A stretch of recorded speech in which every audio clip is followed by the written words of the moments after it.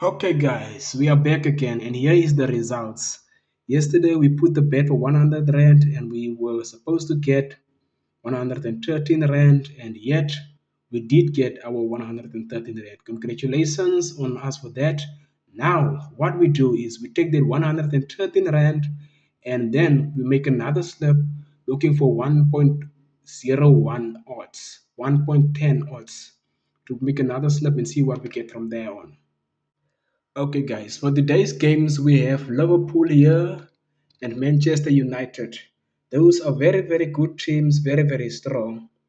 But what we've done this today is instead of going for the over zero point 0.5, we are going for the over 1.5, giving us 1.13 odds, way above our target. But exactly, we know we are definitely going to get there are two goals from Manchester City and Manchester United and Liverpool. Okay, let's go ahead and put our bet slab.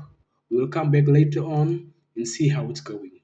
Okay, we put the 113 rand in 113. We now get 127. Should we win this slab? Let's go ahead, guys. We've made our slab and now we are good to go. We'll come back with the results after the game. Thank you.